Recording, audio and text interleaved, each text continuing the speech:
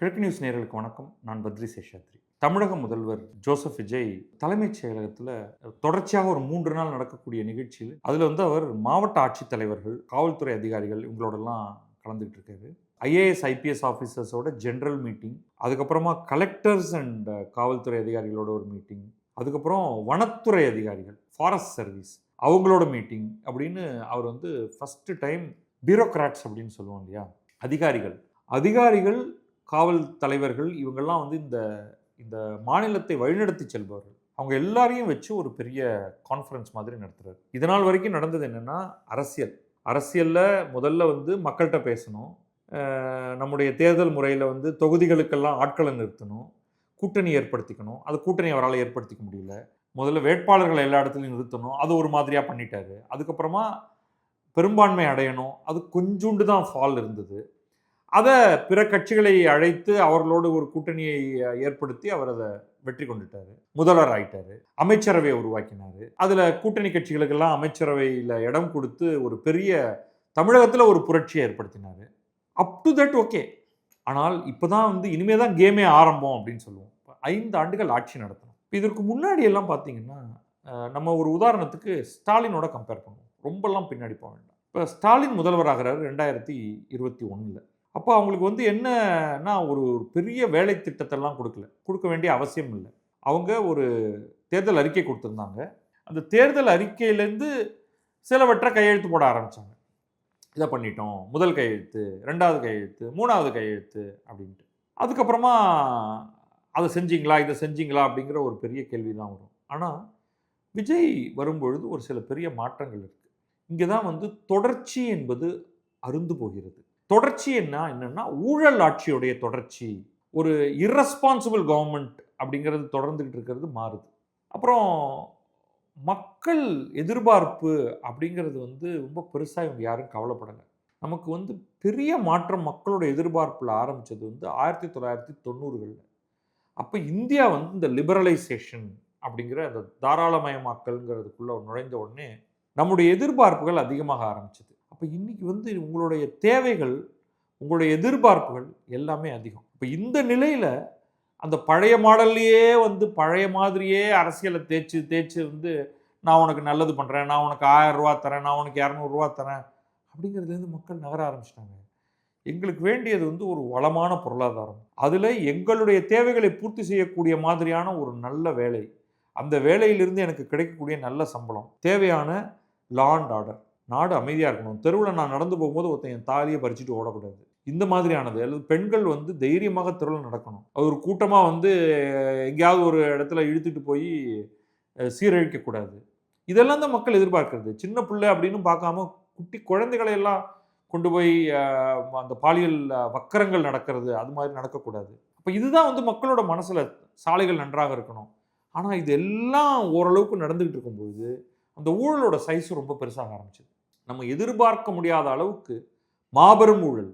நம்ம முன்னெல்லாம் 5 கோடி ஊழல், 2 கோடி ஊழல்னது இன்னைக்கு 5000 10,000 கோடி ஊழல் இல்லைன்னா பேசாதையா, வெறும் 1 கோடி 2 கோடிக்கெல்லாம் எங்கள் டயத்தை வீணடிக்காது அப்படிங்கிற அளவுக்கு மக்கள் போயிட்டாங்க.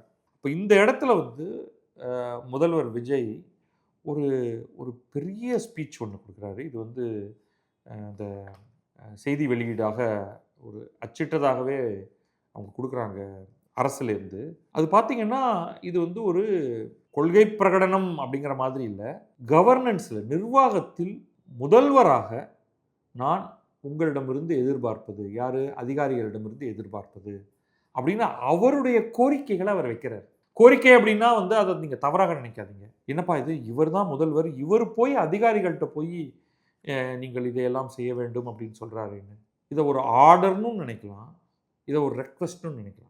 இப்போ நீங்கள் உங்களுடைய அலுவலகத்தில் உங்கள்கிட்ட நீங்கள் தான் தலைமைச் செயல் அலுவலர், நீங்கள் தான் சிஇஓ, நீங்கள் தான் மேனேஜிங் டைரக்டர், ஒரு 100 பேரை வைத்து வேலை வாங்குகிறீர்கள். நீங்கள் தாட் பூட்னு சொல்லி நான் 1 மணி நேரம் கழித்து பார்ப்பேன், இதெல்லாம் நடக்கலைன்னா நடக்கிறதே வேற அப்படின்னு மிரட்டியே வேலை வாங்க முடியாது. இன்றைக்கு நீங்கள் அன்போடும் பண்போடும் பேசினால்தான் பல இடங்களில் வேலை நடக்கும். அந்த விதத்தில் பார்த்தா அவர் ஒரு மேனிஃபெஸ்டோ, இது கவர்னன்ஸ் மேனிஃபெஸ்டோ அப்படின்னு சொல்லுவார். இதை முதல்ல தமிழக வெற்றி கழகத்தை சேர்ந்த அவருடைய கட்சிக்காரர்களே இதை படிக்க போகிறார்களான்னு எனக்கு தெரியல. ஆனால் நான் முழுமையாக படித்தேன். முதல்ல நான் ஃபஸ்ட்டு ரீடிங்கில் ஏதாவது புதுமையாக ஏதாவது சொல்ல போகிறாரோ, வேறு ஏதாவது இருக்கோ அப்படிங்கிற மாதிரி தான் நான் பார்த்தேன். ஆனால் புதுமை அப்படிங்கிறது எதுவுமே கிடையாது. சாதாரணமாக நம்ம வந்து எதிர்பார்க்கக்கூடிய அனைத்து எதிர்பார்ப்புகளையும் இந்த ஒரு டாக்குமெண்ட்டில் கொண்டு வந்துட்டார். இது வந்து அவர் சொல்லி பிறர் எழுதி அதுக்கு ஒரு எழுத்து வடிவம் கொடுத்தார்களா, இல்லை ஒரு குழு உட்கார்ந்து கொண்டு இதெல்லாம் நம்ம வந்து விஜய் வாயிலாக இதெல்லாம் சொல்லணும்னு பண்ணுறாங்களா, இதில் மற்ற அமைச்சர்களுக்கு ஏதாவது பங்கு இருக்கா, அந்த பார்ட் எனக்கு புரியல. ஏன்னா அந்த பிஹைண்ட் த சீன்ஸ் என்ன நடக்குதுன்னு தெரியல. ஆனால் இது வந்து இது ஒரு நல்ல ஆவணமாக நான் எடுத்துப்பேன். இது இங்கிருந்து வந்து இது வந்து ஒரு கொள்கைக்கான ஆவணங்களாக எப்படி மாறுது, இலக்குகளாக எப்படி மாறுது. ஏன்னா ஏன் இலக்குகளாக மாறணும் அப்படின்னா, இப்போ ஒரு ஒரு ஒரு ஒரு பாயிண்ட் எடுத்துக்கிறேன் நான். ரேஷன், கல்வி, குடிநீர், சுகாதாரம், மின்சாரம், சாலை வசதி, பேருந்து வசதி போன்ற அடிப்படை வசதிக்கெல்லாம் நாம் முக்கிய கவனம் செலுத்தியாக வேண்டும். யாராவது இதுக்கு மாற்று சொல்லுவாங்களா? என்னங்க இது இதெல்லாம் போட்டிருக்கீங்க? யாருமே சொல்ல மாட்டாங்க. ரேஷன், கல்வி, குடிநீர், சுகாதாரம், மின்சாரம், சாலை வசதி, பேருந்து வசதி, இது எல்லாத்துக்கும் நம்ம கவனம் செலுத்தணும். கவனம் செலுத்துறதுன்னா என்ன அப்படின்னா, ரேஷன்னா அதில் என்ன பண்ணணும்? சார் எங்கள்கிட்ட வந்து ரேஷனுக்கு கவனம் செலுத்துன்னு சொல்கிறீங்க, நான் தான் ரேஷன் கடை அதிகாரி, நான் என்ன சார் பண்ணுறது அப்படின்னா, அங்கே எஸ்ஓபி வேணும். என்ன ஆப்ரேட்டிங் புரோட்டோகால் என்ன? நாரி போன அரிசியை தரக்கூடாது. நீ சாப்பிட முடியாது என்று நினைக்கும் அரிசியை நீ ஒருத்தனுக்கு கொடுக்காதே. இலவசமாக கொடுத்தாலும் குப்பையை கொடுக்காதே, தரமான பொருளை கொடு. அதானே பேசிக். உடனே அவன் திரும்பி கேட்பான், இது ஒரு உரையாடல். சார் அப்படின்னா நீங்கள் வந்து நல்ல அரிசியை ப்ரொக்யூர் பண்ணி கொடுங்க சார். ஆனால் அப்படிப்பட்ட அரிசியை பத்திரமாக இங்கே வைக்கணும்னா இங்கே வந்து எலி வருது சார். அப்போ எலி வராத மாதிரியான தரமான, எங்கள் வீட்டுக்கு பக்கத்தில் ஒரு ரேஷன் கடை இருக்குது. அது ரேஷன் கடைங்கிறத ஈஸியாக கண்டுபிடிச்சிடலாம். ஏன்னா அந்த தெருவிலேயே கேவலமாக இருக்கிற பில்டிங் அது ஒன்று தான். வாசலெல்லாம் அரிசி இறைச்சிருக்கும். என் பக்கத்து வீடுங்க நிஜமா. தரையிலெல்லாம் அரிசி இறைஞ்சிருக்குன்னா இன்னைக்கு அரிசி போட்டிருக்காங்க அப்படின்னு சொல்லிடலாம். இந்த கரும்பு வரும் பாருங்களேன், அந்த பொங்கல் சமயத்தில் மக்கள் வந்து இதுக்குன்னே வீட்டிலேருந்து கத்தி கொண்டு வருவாங்க போல இருக்கு. அந்த கரும்போடைய தொகையெல்லாம் நறுக்கி என் வீட்டு வாசலில் போட்டு அவங்க கிளம்பிடுவாங்க, கரும்பு மட்டும் எடுத்துட்டு. அந்த தெருவுலேயே மங்கலான, வசதிகள் குறைவான, பார்க்க சகிக்காத பில்டிங் இருக்குன்னா, ஆஹா இது ரேஷன் கடை அப்படின்னு சொல்லிடலாம். இப்போ ஏன் அது அப்படி இருக்கிறது? ஸோ இதுக்கெல்லாம் நான் போகணும், இது உள்ளுக்குள்ளெல்லாம் போகணும். ஏன்னா அவங்களுக்கு இருக்கிற பட்ஜெட் அவ்வளோதான். ஏனோ தானோன்னு கிடக்கிறது. இதுதாங்க நம்மளுடைய பேசிக் அடிப்படை. இப்போ நான் வந்து விஜய்கிட்ட நான் கேட்குறது, ஐயா நீங்கள் சொல்கிறது கரெக்டுங்க. ரேஷன், கல்வி, குடிநீர், சுகாதாரம், மின்சாரம், சாலை வசதி, பேருந்து வசதி போன்ற அடிப்படை வசதிக்கு நான் முக்கிய கவனம் செலுத்தியாக வேண்டும். அப்படின்னா என்ன இலக்கு என்ன? இது வந்து பொத்தாம் பொதுவாக இருக்குது. நம் தாய் தந்தையரை நாம் பொறுப்புடன் வைத்து பாதுகாக்க வேண்டும் அப்படின்னா என்ன? நம் குழந்தைகளை நாம் நன்கு வளர்க்க வேண்டும் அப்படின்னா என்ன? ஸோ அதுதான் நான் அடுத்து எதிர்பார்க்குறேன். என்ன உன்னுடைய கோல் என்ன இந்த ஆண்டு இந்த அளவுக்கு? ஏன்னா எல்லாமே பணமும் ஆட்களும் சேர்ந்து செய்ய வேண்டிய வேலைகள். அப்போ அந்த பணமும் ஆட்களும் எங்கிருந்து வரப்போகிறார்கள்? வேண்டிய அளவு பணத்தை நாம் கொடுக்க போகிறோமா? இப்போ வந்து கடந்த சில நாட்களாக ஒரு ஸ்டேட்மெண்ட் ஒன்று வருது. இனி பஸ் வாங்குறதெல்லாம் ஏசி பஸ்ஸாக தான் இருக்கும்னு விஜய் சொல்லிவிட்டார் அப்படின்ட்டு. இதில் நமக்கு 2 இஷ்யூ இருக்குது. ஒன்று வந்து ஏசி பஸ்ஸு நானும் ஏற்றுக்கிறேன். ஏசி பஸ் இல்லைன்னா மனுஷன் போக முடியாத அளவுக்கு மகா மட்டமான ஒரு வெதர் கண்டிஷன் தான் நம்ம ஊரில் இருக்குது. வேர்த்து ஊற்றுது. அது காலநிலை காரணமாகவா, இல்லை இது மெட்ராஸ் ஸ்பெஷலா அப்படின்னு தெரியல. இப்போ நமக்கு வந்து என்ன பண்ணுறது? இப்போ ஏசி பஸ் இருந்தால் நல்லா தான் இருக்கும். பஸ்ஸில் தொங்கிக்கிட்டு ஒரு 60 பேர் உட்கார வேண்டிய ஒரு பஸ்ஸில் அதில் கொஞ்சம் பேர் உட்காரட்டும், கொஞ்சம் பேர் நிற்கட்டும். அதில் 200 பேர் போயாகணும். ஏன்னா இந்த பஸ்ஸை விட்டால் அடுத்த பஸ் 1 மணி நேரம் தான் அப்படின்னா, நீ ஏசி பஸ்ஸை போட்டால் என்ன, ஓட்ட பஸ்ஸை விட்டால் என்ன அப்படிங்கிற கேள்வி வரும். ஸோ முதல் தேவை ஏசி பஸ்ஸா அல்லது ஃப்ரீக்வன்சி ஆஃப் பஸ் சர்வீஸா? அடுத்தடுத்து பஸ் போயிட்டே இருக்கும்னா, இன்றைக்கி மெட்ரோவில் வந்து நீங்கள் ஒரு மெட்ரோ வண்டியை விட்டுட்டிங்கன்னா கூட்டத்துக்குனால ஒன்றும் பிரச்சனை இல்லை. அடுத்து ஒரு 3 நிமிஷத்தில் அப்படியே போட்டுருவான். நெக்ஸ்ட் ட்ரெயின் அரைவ்ஸ் அட் ஒரு 3 நிமிஷம் கழிச்சு இன் 3 minutes அப்படின்னு போட்டுருவான். அப்போ அடுத்த வண்டியில் நான் ஏறிக்கலாம். இங்கே அப்படி ஏதாவது இருக்கா? அப்போ ரோடு டிராஃபிக் கண்டிஷன் எப்படி இருக்குது? இந்த கேள்விகள் எல்லாம் நம்ம கேட்டாகணும். அப்போ இதில் இருக்கக்கூடிய இந்த பாயிண்ட்ஸ் வந்து இதெல்லாம் வந்து நல்ல பாயிண்ட் அப்படின்னு நான் எடுத்துக்கிறேன். உதாரணத்துக்கு அவர் சொல்கிறாரு, வெளிப்படையான, நேர்மையான, லஞ்ச லாவண்யமற்ற ஒரு சமூக நீதிக்கான அரசை தேர்ந்தெடுத்தே ஆக வேண்டும் என்றே நம் மக்கள் முடிவு செய்துதான் நம்முடைய அரசை தேர்ந்தெடுத்துள்ளார்கள். இதில் ரேஷன், கல்வி அதெல்லாம் சொல்கிறார். சட்டம் ஒழுங்கு பிரச்சனையை பொறுத்தவரை நீங்கள் சட்டத்தின் அடிப்படையில் சுதந்திரமாக முடிவு செய்யலாம். இதுதான் பல பேர் எப்படி இன்டர்பிரட் பண்ணுறாங்கன்னா, அது வந்து அமைச்சர்களோ மற்ற உயர் அதிகாரிகளோ அல்லது வேறு யாரோ என்னுடைய கட்சிக்காரர்களோ தலையிட்டால் நீங்கள் அந்த தலையீடுகளை பொருட்படுத்தாதீர்கள். இப்போ திமுக அப்படின்னா இது ரொம்ப எளிது. என் கட்சிக்காரன் தலையிடுவான், நீ அவனுக்கு சப்சர்வியண்ட்டாக இருக்கணும் அப்படிங்கிறது தான் இவங்களுடைய ஆதாரமே. அப்படியெல்லாம் இல்லாமல் நடந்து கொள்ளுங்கள்.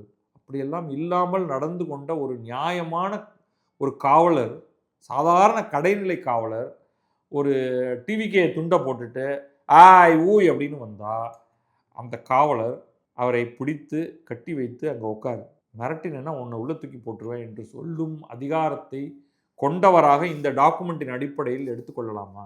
இல்லை அங்கெங்கேருந்து ஃபோன் போட்டு நம்மளால் பிடிச்சி வச்சுருக்கான், அவன் யாருன்னு நினைக்கிறேன், அவனை தூக்கி அவனுக்கு சஸ்பென்ஷனை கொடு 4 நாளைக்கு, பயில உதச்சாதான் சரிப்பட்டு வருவான் என்று ஒரு கடைநிலை காவலரை நீங்கள் நடத்தப் போகிறீர்களா? அதுதான் விஷயம். சொல்லிடுறீங்க, என்ன ஆக போகிறது? தவறு செய்தவர்கள் யாராக இருந்தாலும், எவ்வளவு உயர்வானவர்களாக இருந்தாலும் பாரபட்சமின்றி சட்டப்படி உடனடியாக துரிதமாக நடவடிக்கை எடுத்து உரிய தண்டனை பெற்றுத்தர வேண்டும். இது உங்கள் கட்சியைச் சேர்ந்தவர்களுக்கும் நடக்குமா? நீங்கள் போட்டுட்டீங்க, ரியாலிட்டியில் என்ன நடக்கிறதுங்கிறத பார்க்கணும். நிரபராதிகள் யாரும் தப்பித்தவறி கூட பாதிக்கப்பட்டு விடக்கூடாது. இதெல்லாம் நல்ல விஷயம், நான் ஒத்துக்கிறேன். எப்படி நடக்கப் போகிறது அப்படின்னு ஆரம்பித்து அவர் ஒரு 10 பக்கம் வருது. நான் ரேண்டமாக ஒவ்வொரு பக்கத்தில் ஏதாவது ஒரு 2 படிக்க போகிறேன். ஒரு பக்கத்தில் 2 விஷயத்தை மட்டும்தான் படிக்க போகிறேன். மக்கள் பெரும்பாலும் ஏதாவது ஒரு சான்றிதழ், பட்டா போன்ற அடிப்படை தேவைகளை கேட்டுத்தான் வருவார்கள். யூஸ்வலி அதுதான், ஒரு கவர்மெண்ட் ஆஃபீஸ்க்கு போகிறீங்கன்னா ஏதாவது ஒரு certificate, death certificate, birth certificate, இந்த மாதிரி ஆரம்பித்து அட்ரஸ் சேஞ்ச், இந்த மாதிரி ஏதோ வராங்க. அப்படி வருகின்ற மக்களை, இப்போ கம்யூனிட்டி சர்டிஃபிகேட், அப்படி வருகின்ற மக்களை தங்கள் வீட்டில் இருக்கின்ற மனிதர்களாக நடத்தினால் போதும், அவர்கள் சந்தோஷம் அடைவார்கள். நான் ஒத்துக்கிறேன். அப்படின்னா தங்கள் வீட்டில் உள்ள மனிதர்கள் நீங்கள் எப்படி நடத்துவீங்க? அவர்கள் உட்காருவதற்கு இடம் வேண்டும். ஏதாவது ஒரு கவர்மெண்ட் ஆஃபீஸில் வர்றவங்க அத்தனை பேரும் உட்காரத்துக்கு இடம் இருக்கா? அவர்கள் குடிப்பதற்கு நல்ல தண்ணீர் இருக்கா? அவர்களுக்கு மேல் ஒரு ஃபேன் இருக்கா? நீங்கள் பார்த்துட்டு சொல்லுங்கள். அவர்கள் வரும்பொழுது நீங்கள் அவங்கள்ட்ட பொறுமையாக, அம்மா உங்களுக்கு என்னம்மா வேணும், ஐயா உங்களுக்கு என்னையா வேணும், தம்பி உனக்கு என்னப்பா வேணும் என்று கேட்கிறீர்களா? கை நீட்டி காசு வாங்காமல் வேலையை செய்கிறீர்களா? அதுதான் சேலஞ்ச். ஸோ இது இவர் சொல்லிட்டார். இது எப்படி டிரான்ஸ்லேட் ஆக போகுது? அடுத்து அவர் கலெக்டர்ஸ்ட்ட சொல்கிறாரு, திங்கட்கிழமை தவிர மற்ற நாட்களில் காலை வேளையில் கள ஆய்வுக்கு செல்ல வேண்டும். வேலை செய்வது, மனு வாங்குவது மட்டும் அனைத்து மாவட்ட ஆட்சித் தலைவர்களின் வேலை அல்ல. தொடர் கண்காணிப்பு, ஃபாலோ அப் மிகவும் முக்கியம். அதற்கென ஒரு அலுவலரை நியமித்து தொடர் நடவடிக்கை எடுக்க வேண்டும். ஃபாலோ அப்னா, நீங்கள் ஒரு இடத்துக்கு போயிருக்கீங்க, அங்கே உங்களுடைய சபார்டினேட், உங்கள் கீழே வேலை செய்கிறவரை எப்பா இந்த குறையை சரி செஞ்சிரு, இந்த இடத்துல இந்த பிரச்சனை இருக்குது, தண்ணி வரலைன்னு அவங்க சொல்லிட்டு இருக்காங்க, 2 வாரமாக தண்ணி வரலையா, நீ போய் அதை ஃபிக்ஸ் பண்ணிடுன்னு சொல்கிறாரு. ஆஃபீஸ்க்கு வந்துடுறாரு. அந்த வேலை நடந்துச்சா? நடந்துருச்சு சார் அப்படின்னு அது பண்ணிவிட்டு இவருக்கு ஃபாலோ அப் கொடுக்குறாங்களா? அதை பண்ணுங்க அப்படிங்கிறார். இதெல்லாம் நடந்துருச்சுன்னா உண்மையிலேயே தமிழகம் உலகின் மிக மிக மிக வளர்ந்த நாட்டை விட சிறந்த நாடாக ஆகிடும். பகுதியாக, நாடுனா உடனே இந்தியா தான் நாடு, யாரை பார்த்து அப்படின்லாம் சண்டைக்கு வராதிங்க. ஒரு தனிப்பட்ட பிரதேசமாக, ஒரு ஸ்டாண்ட் அவுட் இடமாக மாறி போயிடும். இதுதான் நாங்கள் எதிர்பார்க்குறோம். அத்தனை மக்களும் இதுதான் எதிர்பார்க்குறாங்க. பட் இது எப்படி டிரான்ஸ்லேட் ஆக போகுது? From a statement to real action. இன்னொரு பக்கத்தை எடுத்துப்போம். பெண்கள் பாதுகாப்பை 100% உறுதிப்படுத்த வேண்டும். No change and no compromise. யாராவது இதுக்கு மாற்று சொல்லுவாங்களா? இல்லைப்பா பரவாயில்ல, பெண்கள் கொஞ்சம் அடி வாங்கினா பரவாயில்ல விடுங்கன்ட்டு யாருமே ஏற்றுக்கொள்ள மாட்டோம். ஏன்? ஆண்கள் பாதுகாப்பையும் 100% உறுதி செய்ய வேண்டும். பெண்கள்லாம் விட்டுருப்பா, சிங்கப்படை நம்மளை போட்டு தாக்கிறோம், சிங்கப்பெண்கள் போட்டு சாத்திடுவாங்க, அந்த ஒரு ஆம்பளை ஒருத்தன் போகிறான் போடுறான் அவனை அப்படின்னு சொல்லுவாங்களா? கூடாது இல்லையா? Law and order is for everybody. ஒரு ஐடியாக்காக அதை வச்சுப்போம். பெண்களின் பாதுகாப்புக்குரிய ஸ்பெஷல் அரேஞ்ச்மெண்ட் செய்தே ஆக வேண்டும். Hence district collectors and superintendents of police should pay sharp and special attention to them. இது மட்டும் இங்கிலீஷில் இருக்குது, அதனாலேயே நான் இங்கிலீஷில் படிக்கிறேன். எப்படி பண்ண போகிறீங்க? அதுதான் நாங்கள் கேட்குறோம். But these are all good things. அதே மாதிரி ஸ்டூடெண்ட்ஸ் அண்ட் சில்ட்ரன் சேஃப்டியிலும் முக்கிய கவனம் செலுத்த வேண்டும். குற்றங்களில் ஈடுபடுவோரை உடனடியாக கைது செய்து, போதைப்பொருள் தொடர்பான குற்றங்களில் ஈடுபடுவோரை உடனடியாக கைது செய்து நீதிமன்றத்தின் முன் நிறுத்தி தண்டனை வாங்கி தருவதை உறுதிப்படுத்த வேண்டும். அப்புறம் எஜுகேஷனை பற்றி ஒன்று சொல்கிறாரு, அதை மட்டும் நான் படிச்சிடுறேன். Education is a celebration. அது எப்போது கொண்டாட்டமாக மாறும்? ஒழுக்கத்தை போதிக்கிற, சாதி வேறுபாடுகளை தாண்டி சாதிக்கிற மாணவர்களை உருவாக்குகின்ற போதுதான் கல்வி கொண்டாட்டமாக மாறும். அதை கண்காணிப்பதும் உங்கள் கைகளில் தான் உள்ளது அப்படின்னு சொல்லிட்டாரு. அப்புறம் ரேஷன் கடை, மக்கள் மனு, அரசு அலுவலகம் ஆய்வு, டிரான்ஸ்பரன்சி, ஒரு ஜம்ப் அடிச்சிடும். கோவில் திருவிழாக்கள், அரசியல் பேரணிகள் மற்றும் பொது நிகழ்வுகளின் போது நெரிசல் சம்பவங்கள் தடுக்கப்பட வேண்டும். பொதுப்பணித்துறை, அறநிலையத்துறை, தீயணைப்பு மற்றும் மீட்பு மற்றும் வருவாய்த்துறைகள் அனைத்து முக்கிய நிகழ்வுகளின் போதும் காவல்துறையுடன் முன்கூட்டியே ஒருங்கிணைந்து செயலாற்ற வேண்டும். இன்னைக்கு அதுதான் அவங்க செய்யணும். செய்கிறாங்களா அப்படிங்கிறது தான். இது இந்த இடத்துல அரசியல் பேரணிகளில் கரூர் அப்படிங்கிறதையும் பக்கத்தில் போட்டுருவோம். கரூருக்கு வேற போகிறாரு ஸ்பெஷலாக. இப்போ கரூரில் நடந்தது தடுக்கப்பட்டிருக்க வேண்டும், மற்றவர்களெல்லாம் சேர்ந்து அதை தடுத்திருக்க வேண்டும் அப்படின்னு அவர் சொல்லிடுறாரு. குற்றங்களை தடுப்பது, கள்ளச்சாராயம், சிறார் குற்றங்கள், பெண்களுக்கு எதிரான குற்றங்கள் பற்றி மட்டுமே ஒரு 2-3 பக்கத்துக்கு போகுது. போதைப்பொருள் அச்சுறுத்தல், அது மாதிரி எல்லையோர மாநிலங்கள் வழியாக போதைப்பொருள் உள்ளே வராமல் தடுப்பது, அப்புறம் வெளி மாநிலங்களிலிருந்து இங்கே வேலை செய்யும் ஆட்கள் கிட்டக்கெல்லாம் போதை மருந்து பழக்கம் இருக்கா அப்படின்னு பாருங்கள். அப்புறம் மணல் திருட்டு எப்படி தடுக்கிறது. ஸோ இந்த குற்றச்செயல்கள் மட்டுமே, ஏன்னா இங்கே ஐபிஎஸ் ஆஃபீஸர்ஸ் நிறைய பேர் இருக்காங்க.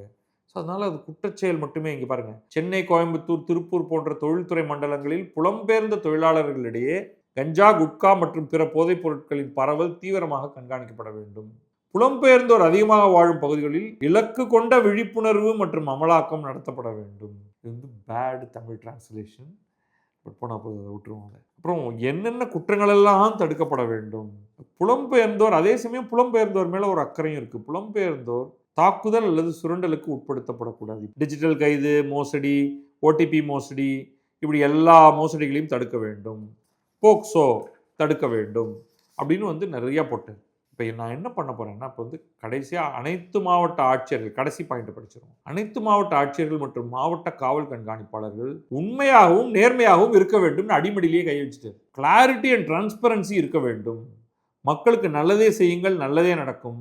நீங்கள் அனைவரும் சிறப்பாக செயல்பட என்னுடைய வாழ்த்துக்கள். விஜய்க்கு சில கேள்விகளை முன் வச்சிருவோம். நீங்கள் உள்ளுக்குள்ளேயே சொல்கிறீங்க அதிகாரிகள் ஃபாலோ அப் செய்ய வேண்டும் அப்படின்னு.